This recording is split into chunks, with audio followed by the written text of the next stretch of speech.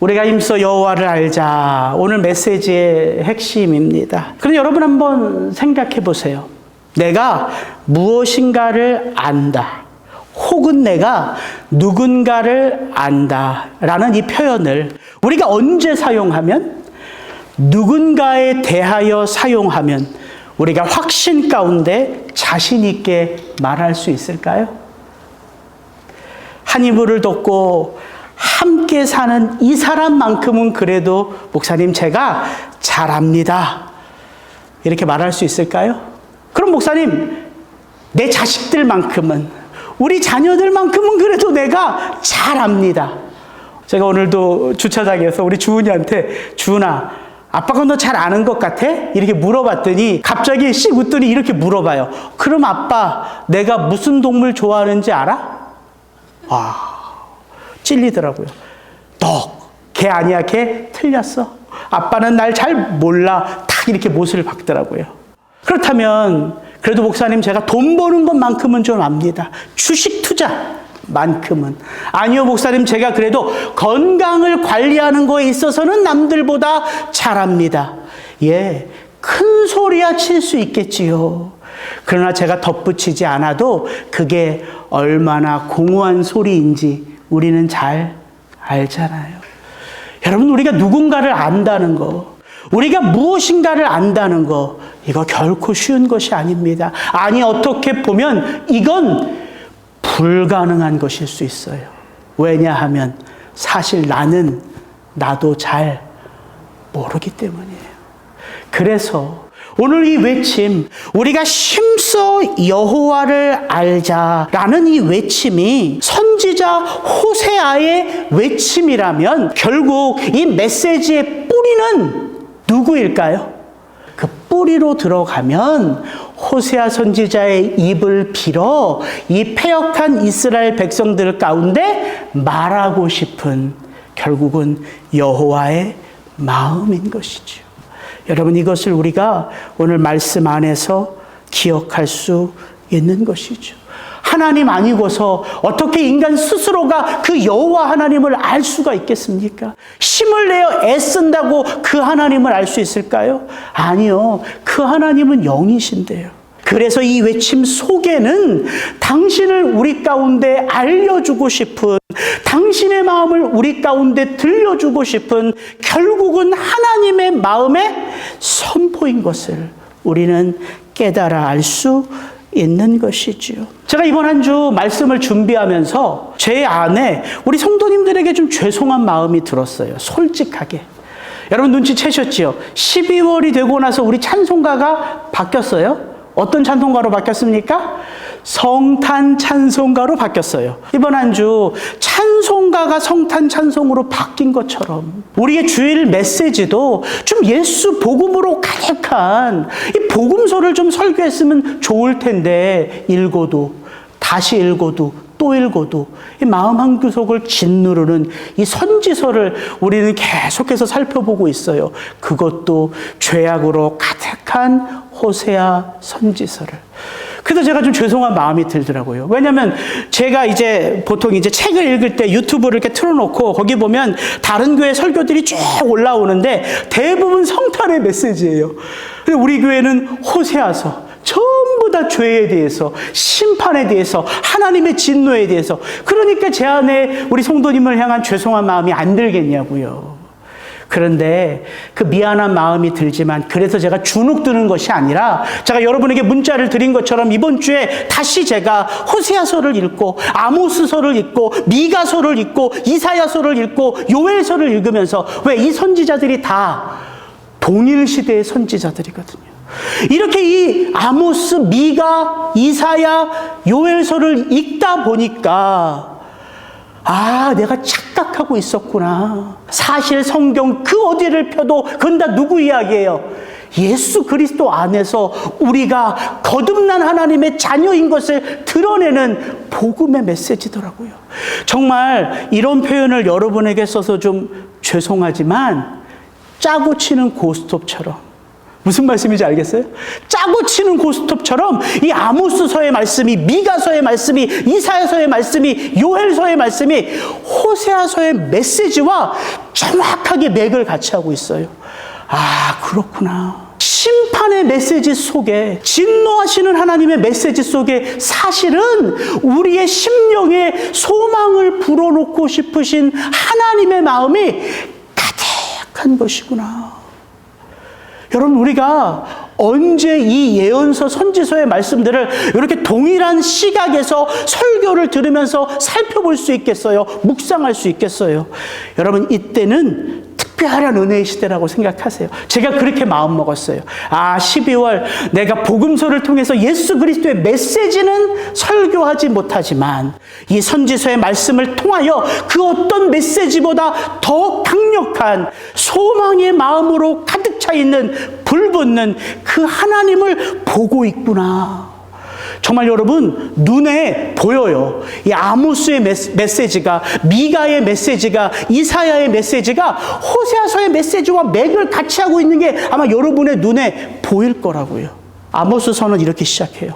유다 왕 우시아의 시대, 곧 이스라엘 왕 요아스의 아들 여로보암 2세의 시대. 호세아가 선포하는 이때란 말이에요. 그때에 유다의 목자 중 아모스가 이스라엘에 대하여 이상으로 받은 말씀이라 그가 이르되 여호와께서 시온에서부터 부르짖으시며 예루살렘에서부터 소리를 내시리니. 여러분, 이거 좀 이상하지 않아요? 부르짖는다. 누가 누구에게? 보통은 누가 누구에게? 삶의 문제 앞에 있는 우리가, 삶의 죄악 가운데 있는 우리가 그 죄를 깨달을 때 우리는 잠잠하던 기도 소리가 바뀌어요. 여호와를 찾아요. 여호와 아니고서는 안 되기 때문에. 그래서 보통 우리가 시편을 열면 보는 게 뭐예요? 그가 여호와께 부르짖어 기도하니. 이거 아닙니까? 근데 오늘 아모스는 어떻게 시작한다고요? 누가 부르짖고 계세요? 여호와께서 부르짖고 계세요. 아니, 여호와께서 뭐가 부족하셔서? 우리를 사랑하시기 때문에. 죄악 가운데 있는 우리가 돌이키기를 바라시니까. 그렇게 시작한 아모스를 읽어보면 하나님이 이 이스라엘 주변의 나라들의 죄악을 하나하나 드러내시며 그들이 결코 심판을 면하지 못할 것이라 말씀하기 시작하세요. 여호와께서 이와 같이 말씀하시되 다메섹의 서너 가지 죄로 말미암아. 이렇게 시작된 말씀이 가사, 두로, 에돔, 암몬, 모압으로 시작하여 누구에게까지 이를까요? 유다와 이스라엘에게까지예요. 내가 유다의 서너 가지 죄악으로 그들을 심판하리니, 내가 이스라엘의 서너 가지 죄악으로 그들을 심판하리니. 하나님의 백성들은 그 심판에서부터 열애되었다고요? 아니요. 이 이스라엘 나라 주변의 나라들을 심판하는 목적은 뭐 때문이에요? 유다와 이스라엘이 제사장 나라의 역할을 감당하지 못했기 때문이에요. 결코 그들이 하나님으로부터 자유할 수 없습니다. 그런데 이런 심판의 메시지가 아모스를 계속 읽어보면 이렇게 이어져요. 제가 요건 다 읽질 않겠어요. 그러나 제가 노랗게 칠해진 대목을 왜 칠했을까요? 너희가 내게로 돌아오지 아니하였느니라 여호와의 말씀이니라. 계속 이어져요. 하나님이 이 북이스라엘 땅 가운데 그들의 죄악으로 인하여 하나님이 심판을 허락하시는 거예요. 비를 내리지 않고 전쟁을 일으켜서 그 자녀들을 죽게 하고 메뚜기 재앙, 깐부기 재앙을 일으키고 여러 가지 재앙들을 계속해서 내리면서 하나님의 마음은 뭐예요? 너희가 내게로 왜 돌아오지 않느니라. 이거예요. 오늘 호세아서 6장의 메시지가 핵심이 뭐라고요? 우리가 힘써 여호와를 알자. 그 여호와를 알기 위하여 호세아 선지자는 6장 1절을 어떻게 시작한다고요? 오라, 우리가 여호와께로 돌아가자. 동일한 메시지예요. 여러분, 하나님의 마음이 이 마음이라고요. 미워서 재앙을 내리시는 게 아니라, 싫어서 심판을 내리시는 게 아니라, 너무 얄미워서 그 삶의 길에 장애물을 설치하는 것이 아니라, 택하신 그 영혼 한 영혼들을 사랑하시기에. 그러나 그들이 하나님의 마음을 알아주지 않기에 그들의 그 삶의 자리에 행여나 그 재앙으로 말미암아, 행여나 그 장애물로 말미암아, 행여나 그 아픔으로 말미암아 누구를 다시 돌아볼 수 있기를, 여호와 하나님을 돌아볼 수 있기를 부르짖어 외치시는 이 하나님의 마음이 이 선지서에 가득 담겨져 있다고요. 그러니까 선지서는 심판의 메시지, 저주의 메시지가 아니라 사실은 사랑하는 우리들의 삶 가운데 여호와 하나님으로 말미암는 소망을 채우시기 위하여 주시는 메시지라는 사실입니다. 다시 한번 여러분께 부탁드릴게요. 여러분 올해 12월이 다가기 전에 호세아서의 말씀과 더불어 아모스, 미가, 요엘, 이사야서의 말씀을 한번 같이 읽어보시면 보이지 않던 하나님의 마음이 여러분의 마음에도 여러분의 눈에도 보일 것입니다. 아, 이게 은혜구나. 이런 마음으로 성경 읽기에 여러분 푹 담기실 수 있기를 주의 이름으로 축복합니다. 오늘 메시지는 바로 이거예요. 여호와를 힘써 알아가는 삶이란 무엇인가? 여러 가지가 있겠죠. 그러나 저는 오늘 호세아서 6장 1절부터 6절까지 세 개의 대지로 오늘 말씀을 좀 나눌 텐데 설교는 어렵지 않아요. 이 대지 세 개를 여러분이 기억하고 가시면 돼요. 여호와를 내가 힘써 아는 게 무엇인가? 요 세 가지예요. 첫째, 여호와를 힘써 알아가는 삶이란 내가 누구 앞에서 살아간다? 여호와 앞에서 살아가는 자다. 이걸 붙드는 거예요. 오늘 말씀 1절, 2절 같이 한번 읽습니다. 오라, 우리가 여호와께로 돌아가자. 여호와께서 우리를 찢으셨으나 도로 낫게 하실 것이요 우리를 치셨으나 싸매어 주실 것임이라. 여호와께서 이틀 후에 우리를 살리시며 셋째 날에 우리를 일으키시리니 우리가 그의 앞에서 살리라. 여러분, 신앙의 삶이란 무엇을 기억하는 거예요? 나의 삶이 누구 앞에서 살아가는 삶이다. 여호와 앞에서 살아가는 삶이다. 즉 우리의 삶의 모든 것들이 여호와 앞에서예요. 여호와와 함께. 그게 임마누엘이란 뜻이잖아요. 하나님이 우리와 함께 하신다. 우리가 필요할 때만, 우리가 하나님 앞에 멋있게 보일 때만? 아니요. 거듭난 인생의 삶 전체가 여호와 앞에서라고요. 근데 우리는 그렇게 살고 싶지 않아 해요. 왜? 우리 안에는 죄의 DNA가 있거든요. 그래서 하나님을 어떻게 만나고 싶으냐면 우리는 정해진 시간에 만나고 싶어 해요. 어디에서? 정해진 장소에서. 그게 훨씬 더 쉽거든요. 그래서 우리는 가급적 주일 예배를 강조하면 주일 예배 이 시간만큼은 하나님 앞에 서야 돼. 여기에 안 서면 불편해. 특별히 모태신앙은 더 불편해. 그게 나쁜 거 아닙니다. 귀한 거지요. 이 주일만큼은 하나님 앞에 내가 얼굴 도장이라도 꼭 찍어야 되겠다. 이거 귀한 거라고요. 근데 그게 전부가 아니라는 거죠. 그것보다 더 중요한 게 뭐예요? 내가 어디에서, 내가 언제나, 내가 무엇을 하든지 나의 삶은 누구 앞이라? 여호와 앞이다. 여러분, 이게 우리가 힘써 여호와를 알아가는 삶이라고요. 우리는 주일날 이 자리에선 여호와 앞에 서기를 기뻐하는데요. 이 자리를 나가서는요, 월요일부터 토요일까지는, 더군다나 우린 새벽 예배도 없잖아요. 월요일부터 토요일까지는 하나님은 어디 계신 분이에요? 내 뒤편. 내 뒤편에서 나를 이렇게 서포트해 주시는 하나님으로 기대한다고요. 그리고 우리 앞에는 뭘 놔요? 우리가 그렇게 소망하는 것들을 놔요. 야, 이번 주에, 요번 달에, 올해에 이것만큼은 내가 좀 얻고 싶다. 이것만큼은 내가 되고 싶다. 이것만큼은 내가 붙잡고 싶다. 하나님 도대체 뭐 하셔? 이게 우리라고요. 월요일부터 토요일까지 우리의 삶에는 하나님은 인식하죠. 그러나 여호와가 내 앞에 있다는 생각은 까맣게 잊어버리고 하나님은 하늘에 계시거나 내 뒤에 계시거나, 그리고 우리 앞에는 늘 내 욕망이 가득해요. 편하고 싶어요. 쉬워지고 싶어요. 그게 여호와를 아는 신앙이 아니란 말입니다. 그래서 호세아는 선포하는 거예요. 그가 우리를 치셨으나 그가 우리를 싸매어 주실 것이요. 왜? 그가 찢으셨어요. 신앙은 그걸 체험하는 거예요. 하나님이 나를 돕는 분이 아니라요, 하나님이 나의 구원을 완성해 가시는 분이에요. 여러분, 우리의 DNA, 죄된 DNA는요, 찢겨져야지만 새살이 돋아요. 그게 인생이라고요. 그 DNA 그대로를 가지고서 어떻게 우리가 하나님의 영광을 드러내요? 어떻게 그리스도의 인품으로 빚어져 가요? 죄의 DNA는 여전히 남아있는데.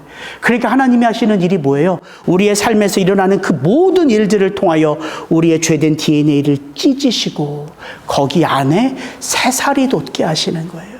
그래서 그게 여호와 앞에서의 우리의 삶인 것은 늘 그 하나님이 내 앞에 있음을 인식할 때 찢어짐도 경험하지만 못도 경험하는 거예요. 예, 하나님께서 싸매어 주셔서 그 찢어진 곳에 새살이 돋아나는 하나님의 하나님 되심을 경험하는 것, 그것이 여호와를 힘써 알아가는 신앙이라고요. 그렇게 할 때 비로소 3절이 중요한데 보면 이렇게 되어 있어요. 그러므로 우리가 여호와를 알자, 힘써 여호와를 알자. 잘 보세요. 그의 나타나심은 새벽빛같이 어김없나니 비와 같이 땅을 적시는 늦은 비와 같이 우리에게 임하시리라 하니라. 여호와 앞에서 살아가면 무엇을 알 수 있냐면 하나님은 늘 어김없이 그 자리에서 나를 지키고 살피며 도우시는 하나님이신 줄을 안다고요. 우리가 잘날 때, 우리가 순종할 때, 우리가 충성할 때만 그 하나님이 나타나는 게 아니라 그 하나님은 새벽빛같이 어김없이 늘 그 자리에 계신 하나님이에요. 누가 모르는 거예요? 우리가 모르는 거예요. 왜? 우리는 그 하나님을 내 앞에 두지 않고 자꾸 내 뒤에 두니까 안 보이는 거죠. 그러나 하나님은 늘 우리 가운데 어김없이 변함없이 한결같이 하나님의 그 선한 은혜의 광선을 비춘다고요. 우리가 그 여호와 앞에서 살아가는 거예요. 유기송 목사님이 한국 교회에서 떴던 이유가 뭡니까? 영성일기 때문에 그러거든요. 우리가 날마다 24시간 1분 1초 내가 그 하나님이 내 앞에 있음을 인식하며 그 하나님 앞에서 나의 삶을 적어보자. 이게 영성일기예요. 제가 문득 그 생각이 나더라고요.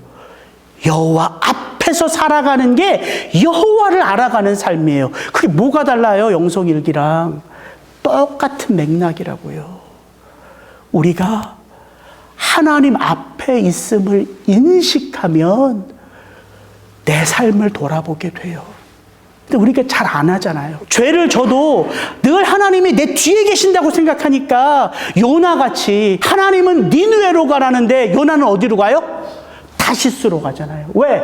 거기로 가면 무엇을 피할 수 있다 생각해요? 여호와의 낯을 피할 수 있다 생각해요. 아니, 선지자 요나도 그 생각을 가지고 살아간다면 저와 여러분은 뭐 불을 보도 뻔하지 않겠습니까? 하나님은 니느웨에만 계신 게 아니라 하나님은 우리의 삶을 당신 안에 가두어 놓고 계세요. 오늘 우리가 함께 읽은 이 교동문이 정확하게 그것을 말해주고 있어요. 내가 바다 끝에 가면 여호와를 피할까? 내가 음부에 내려가면 여호와를 피할까? 거기에도 하나님이 계신다고 시편 기자는 노래하고 있거든요. 여러분, 기억합시다. 여호와를 힘써 알아가는 건 다른 게 아니라 내 모든 삶이 여호와 앞에 있음을 내가 인식하려고 애를 쓰는 거예요. 애를 쓰는 것. 두 번째, 여호와를 힘써 알아가는 삶이란 다른 게 아니에요. 예수 그리스도 아니고서는 안 되는 게 인생이다. 이거를 깨닫는 거예요. 예수 그리스도 아니고서는 안 되는 거. 오늘 말씀 4절 5절 제가 한번 읽어드릴게요. 여러분 잘 들어보세요. 에브라임아, 내가 내게 어떻게 하랴? 유다야 내가 내게 어떻게 하랴? 너희의 인애가 아침 구름이나 쉬 없어지는 이슬 같도다. 그러므로 내가 선지자들로 그들을 치고 내 입의 말로 그들을 죽였노니 내 심판은 빛처럼 나오느니라. 호세아 6장은 사실 학자들마다 견해가 두 갈래로 완전히 갈려요. 호세아서 6장 1절부터 3절을 일부의 학자들은 이건 호세아의 선포가 아니다. 이건 거짓 선지자들의 외침이다. 이렇게 해석해요. 왜냐하면 그들이 여호와를 너무 쉽게 안다는 거예요. 4절을 가만히 보면 이건 하나님께서 이스라엘 백성들을 향하여 말씀하시는 건데 이렇게 말씀하세요. 에브라임아 내가 내게 어떻게 하랴 도대체. 유다야 내가 내게 도대체 어떻게 하랴. 너희들의 인애가 아침 구름이나 쉬 없어지는 이슬 같도다. 이게 무슨 말이에요? 너희들이 내게 돌아와서 나를 힘써 안다고 고백은 하지만 너희들의 인애는 마치 이슬같이 사라지는 것뿐이다. 이게 부정적인 뉘앙스처럼 들려오니까 일부의 학자들은 호세아서 6장 1절부터 3절은 이건 거짓 선지자들의 립 서비스다. 이건 호세아의 외침이 아니다. 이렇게 말한다고요. 저는 이 호세아서 6장 1절부터 3절을 호세아의 간절한 외침이라고 봐요. 왜냐하면 우리가 여호와께로 돌아가자라는 외침은 누구만 할 수 있어요? 이건 내가 여호와로부터 멀리 떨어져 있음을 깨닫는 자가 하는 고백이거든요. 왜 이스라엘 백성들이 여호와로부터 멀리 떨어져 있는지를 알 수 있냐면 이사야서 1장 11절부터 15절에 보면 하나님의 마음이 가득 담겨져 있어요. 제가 한번 읽어드릴게요. 여호와께서 말씀하시되 너희의 무수한 재물이 내게 무엇이 유익하뇨? 나는 순양의 번제와 살진 짐승의 기름에 배불렀고 나는 숫송아지나 어린 양이나 순염소의 피를 기뻐하지 아니하노라. 이런 말씀이에요. 너희가 가지고 나온 그 고기 재물 그거 이제 내가 침물이 났다. 그 피 내가 이제 지겹다. 기뻐하지 않는다. 계속 이어집니다. 너희가 내 앞에 보이러 오니 이것을 누가 너희에게 요구하였느냐? 내 마당만 밟을 뿐이니라. 헛된 재물을 다시 가져오지 말라. 분향은 내가 가증히 여기는 바요 월삭과 안식일과 대회로 모이는 것도 그러하니 성회와 아울러 악을 행하는 것을 내가 견디지 못하겠노라. 내 마음이 너희의 월삭과 정한 절기를 싫어하나니 그것이 내게 무거운 짐이라. 내가 지기에 곤비하였느니라. 너희가 손을 펼 때에 내가 내 눈을 너희에게서 가리고 너희가 많이 기도할지라도 내가 듣지 아니하리니 이는 너희의 손에 피가 가득함이라. 이거 호세아서 5장의 메시지와 똑같지 않습니까? 이스라엘의 제사장들이 이스라엘 백성들로 하여금 너희들 번성했으니까 너희들 하나님이 축복하셨으니까 너희들 이제 뭘 해야 돼? 더 좋은 제물을 가지고 더 많은 제단을 쌓아 하나님을 더욱 기쁘게 해야 한다. 이게 호세아서 5장이거든요. 근데 하나님은 지금 그들의 모든 제사를 어떻게 보신다고요? 받기에 너무 부담이 되는구나. 이 메시지예요. 하나님이 이스라엘 백성들에게 지금 너희들의 삶의 자리가 어디에 있는지를 말씀하신다고요. 그들의 자리가 지금 어디에 있는지 하나님으로부터 멀리 떨어져 있구나. 너희가 제단에 가까이 나와서 나와 가까운 줄 아느냐? 내가 그것을 하나도 받지 않는다. 그래서 지난주에 메시지가 뭡니까? 너희들이 아무리 좋은 재물을 가지고 내게 올지라도 나는 그 자리에서 떠났다. 하나님의 부재에 대해서 제가 말씀드렸잖아요. 그러니까 호세아서 6장 1절부터 3절은 지금 그들의 자리가 어디인지를 말하는 호세아의 외침이에요. 그들이 멀리 떨어져 있으니까 돌이켜야죠. 근데 그들의 삶의 현실은 뭐예요? 예, 바로 이거예요. 인애가 아침 구름같이 쉬 없어지는 이슬일 뿐이란 말이에요. 이게 무슨 말이에요? 우리가 아무리 애쓰고 우리가 아무리 힘을 써서 그 하나님 앞에 우리가 전심을 다하여 가까이 나아가도 우리는 그 하나님 가까이 갈 수 있다 없다? 없다. 이게 우리의 실존이고 이게 우리의 현실이에요. 그래서 6장 1절부터 3절은 지금 우리가 하나님께로 너무 멀리 떨어져 있고 그런 우리의 삶을 돌이켜 여호와를 힘써 알아야 되는데, 그러나 우리의 힘써 아는 그 삶은 사실은 쉬이 없어지는 구름 같고 쉬이 사라지는 이슬 같다. 그러니까 우리는 아무것도 아니다? 아니요. 그게 아니라, 그러니까 우리에게는 누가 필요하다? 예, 그리스도 예수가 필요하다. 여러분, 이게 복음이에요. 우리의 삶은요, 쉬 없어지는 구름같이, 쉬 말라버리는 이슬 같은 것밖에 안 돼요. 만약에 저와 여러분이 그 단 한 번의 심판의 메시지를 듣고 깨달아서 그 순간부터 하나님이 나를 부르실 그때까지 한 번도 한치의 오타도 없이 그 하나님을 하나님으로 인식하며 믿음의 삶을 살 수 있다면 예수님이 왜 오셔요? 왜 오셔요? 깨닫고 돌이키면 되는데 그게 안 되는 게 우리의 실존이니까 예배는, 제사는, 신앙의 삶은 결국은 무엇을 우리에게 가르쳐 주는 거예요? 예수 그리스도 아니고서는 우리가 완전할 수 없다는 그 사실을 우리에게 알려주는 거예요. 여러분, 삶의 자리에서 수도 없이 좌절하고 낭망하지 않습니까? 저는 그래요. 이런 마음이 들 때는 설교를 좀 안 했으면 좋겠습니다. 그러면 더 편할 것 같아요. 근데 하나님의 은혜는 뭐냐면, 그렇게 내가 느낄 때마다, 평소에는 관심도 없는 성도님들이 목사님 오늘 설교에 은혜 받았어요 띡 하고 문자를 보내오거나, 산호세에 있는 청년이 요즘도 목사님의 호세아 말씀 듣고 제가 제 삶을 돌이켜봅니다. 목사님 너무 감사해요. 아니, 그거를 좀 설교를, 내가 대박 설교를 잘했다라고 느낄 때 하면은 좋은데, 그게 아니라, 야, 내가 이래도 설교를 해야 되나? 이런 마음을 가지고 설교를 할 때 그런 메시지가 오면 제가 어떻게 느낄까요?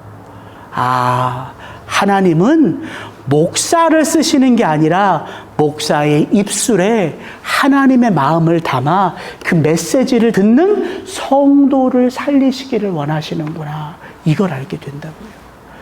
그래서 이게 은혜의 자리인 거예요. 이게 은혜의 자리인 거예요. 오늘도 호세아가 하나님의 마음을 어떻게 전하냐면, 너희의 인애는 쉬 사라지는 구름 같고 너희의 인애는 급히 말라버리는 이슬 같도다. 그러니까 하나님이 어떻게 하시는지가 5절이에요. 그러므로 내가 선지자들로 그들을 치고 내 입의 말로 그들을 죽였노니 내 심판은 비처럼 나오느니라. 여러분, 이게 오늘 우리의 예배 가운데 일어나는 일이에요. 하나님이 예배를 통해서 하나님이 어떻게 하신다고요? 예, 선지자들의 입술을 통하여 하나님의 말씀으로 우리를 치신대요. 우리를 그 입의 말로 죽여버리신대요. 이게 무슨 말이에요? 그냥 예배드리러 나온 사람들이 설교를 다 죽어나간다는 말이에요? 그런 게 아니에요. 그 하나님 앞에 내가 애쓰고 힘써도 안 되는 걸 알게 하신다는 거예요. 그래서 때리신다는 거예요. 네가 똑똑한 줄 알고, 네가 잘난 줄 알고, 네가 다 되는 줄 아는데 절대 그게 아니다. 너는 누구 안에서 죽어야 돼요? 그리스도 예수 안에서 죽고 그리스도 예수 안에서 일어나야지만 그 쉼없이 끊어지는 이슬이, 그 쉼없이 사라지는 구름이 우리의 삶의 그 마지막 순간까지 계속해서 이어지는 거예요. 계속해서 이어지는 거예요. 결단하고 무너지잖아요. 또 결단해야죠. 결단하고 무너지잖아요. 또 결단해야죠. 결단하고 무너지잖아요. 또 결단해야죠. 그게 힘써 여호와를 알아가는 신앙의 삶이라고요. 저는 저와 여러분의 삶 가운데 이런 기도가 드려지기를 원합니다. 하나님, 이번 한 번만, 하나님, 이번 한 번만 내게 힘을 주옵소서. 내게 하나님의 역사를 이루게 하여 주옵소서. 그 한 번만이 한 번 은혜를 받으면 다시는 드려지지 않을 기도가 될까요? 아니요. 우리의 인생 가운데 문제가 올 때마다 우리의 인생 가운데 어려움이 찾아올 때마다 그 한 번만을 외치는 거예요. 하나님, 이번 한 번만. 하나님, 이번 한 번만. 우리가 이렇게 하나님 앞에 그 한 번에 나의 온 마음을 다 쏟을 때 그게 부르짖음이에요. 우리가 잘나서 부르짖는 게 아니라 여호와께서 우리를 위하여 부르짖으셨기에 우리도 부르짖을 수 있는 거예요. 그래서 여러분, 예배의 자리는 그 마음과 마음이 말씀 안에서 소통하는 자리. 그래서 예수 그리스도가 드러나는 자리. 나는 죽고 예수가 드러나기에 예수 그 거룩한 이름으로 살아갈 수 있는 삶의 위로가 오기에 다시 예수 그리스도를 힘입어 나아가는 거예요. 그게 심서 여호와를 아는 신앙의 삶이라고요. 마지막, 여호와를 힘써 알아가는 삶이란 결국 세상 가운데 살아가는 삶이에요. 여호와 앞에서 살아가는 삶이고요. 예수 그리스도 아니고서는 안 되는 걸 깨닫는 삶이고요. 마지막, 결국 그 두 가지는 어디에서 드러나는 삶이에요? 세상 가운데 드러나는 삶이에요. 그걸 호세아 선지자는 우리에게 이렇게 말해줍니다. 6절 같이 한번 읽습니다. 나는 인애를 원하고 제사를 원하지 아니하며 번제보다 하나님을 아는 것을 원하노라. 이 말 오해하시면 안 돼요. 하나님이 제사 드리지 말라고 하시는 말씀이에요? 아니에요. 무엇으로 드리는 제사를 받길 원하세요? 호세아서에 제가 말씀드렸잖아요. 4장. 인애와 진실과 여호와를 아는 지식으로 드리는 제사. 그래서 여러분 보세요. 미가서. 여호와께서 천천의 순양이나 만만의 강물 같은 기름을 기뻐하실까? 내 허물을 위하여 내 맏아들을 내 영혼의 죄로 말미암아 내 몸의 열매를 드릴까? 사람아, 주께서 선한 것이 무엇임을 내게 보이셨나니 여호와께서 내게 구하시는 것은 오직 정의를 행하며 인자를 사랑하며 겸손하게 내 하나님과 함께 행하는 것이 아니냐. 여호와 앞에서 살아가는 삶, 그게 너희의 일상의 삶인데 그 일상의 삶에서 드리는 제사, 그걸 받기 원하신다는 거예요. 그게 오늘 6장 7절, 8절, 9절, 10절인데 제가 한번 읽어드릴게요. 잘 들어보세요. 그들은 아담처럼 언약을 어기고 거기에서 나를 반역하였느니라. 그러니까 우리는 아담의 DNA를 가진 자라는 거예요. 아담처럼 하나님과 맺은 약속을 어디에서 어겨요? 하나님이 통치하고 다스리라는 그 삶의 자리에서 어긴다는 거예요. 그리고 이어집니다. 이렇게 길르앗은 악을 행하는 자의 고울이라 피 발자국으로 가득 찼도다. 강도 때가 사람을 기다림같이 제사장의 무리가 세겜 길에서 살인하니 그들이 사악을 행하였느니라. 여기서 말하는 길르앗은 도피성을 말하는 거예요. 길르앗 라못 도피성. 여러분, 도피성은 어떤 곳이에요? 고의로 살인을 진 게 아니라 부지불식간에 사고로 살인을 할 때 그들의 잘못이 아니라 사고니까 그들을 어디로 피하게 하세요? 도피성으로 피하게 하세요. 그래서 그때에 제사장이 죽을 때까지 그들을 거기서 머물게 하고 다시 그 삶의 자리로 돌아가도록 은혜를 베푸시잖아요. 근데 오늘 보세요. 이 길르앗 라못 도피성이 피발자국으로 가득하다는 거예요. 도피성으로 피해도 아무도 그 율법을 지키지 않아요. 들어가서 그 사람들을 찾아서 죽인다고요. 9절에 강도 때가 사람을 기다림같이 제사장의 무리가 세겜 길에서 살인하니 그들이 사악을 행하였느니라. 여러분, 이 세겜은 여호수아 24장에서 하나님과 맺은 모세 언약을 갱신했던 곳이에요. 하나님의 언약을 갱신했던 그 세겜이, 그 제사장들이, 그 언약을 가르치고 그 율법을 제대로 지키기 위하여 애를 써야 되는 그 제사장들이 그 세겜 길에서 살인을 베푸는 자들로 변해버린 세상, 다 그들의 삶의 자리가 다 무너져 내렸어요.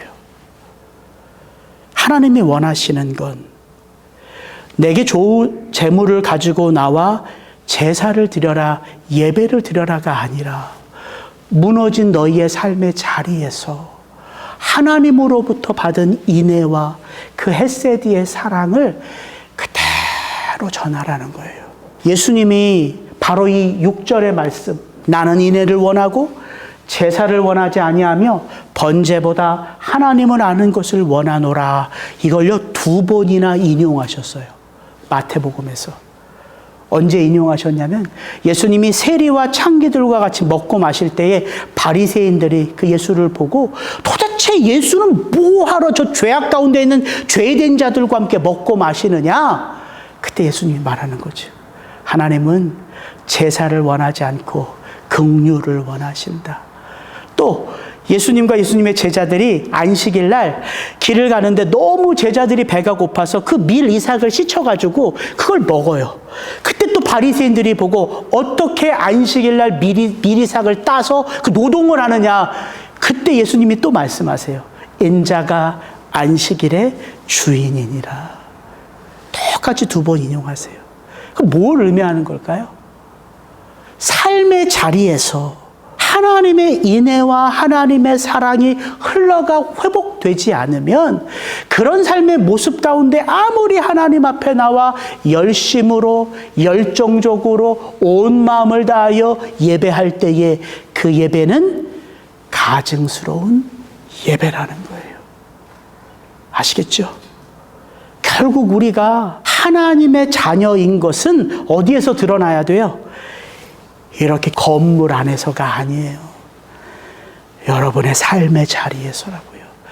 그게 이 말씀이에요. 그러므로 형제들아, 내가 하나님의 모든 자비하심으로 너희를 권하노니 너희 몸을, 너희 삶을 하나님이 기뻐하시는 거룩한 산 제물로 드리라. 이는 너희가 드릴 영적 예배니라. 너희는 이 세대를 본받지 말고 오직 마음을 새롭게 함으로 변화를 받아 하나님의 선하시고 기뻐하시고 온전하신 뜻이 무엇인지 분별하도록 하라. 어디에서?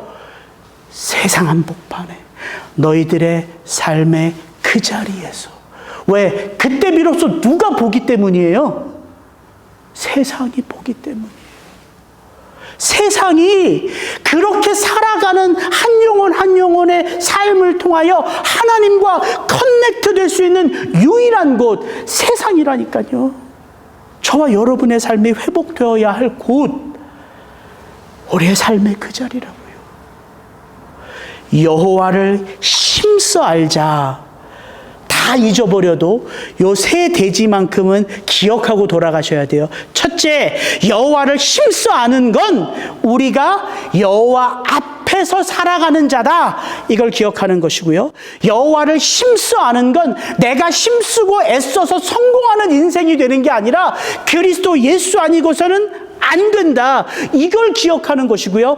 여호와를 힘써 아는 건 이 예배의 자리, 이 교회 모임, 이 울타리 아니라 어디라고요? 내가 살아가는 삶의 그 자리라고요.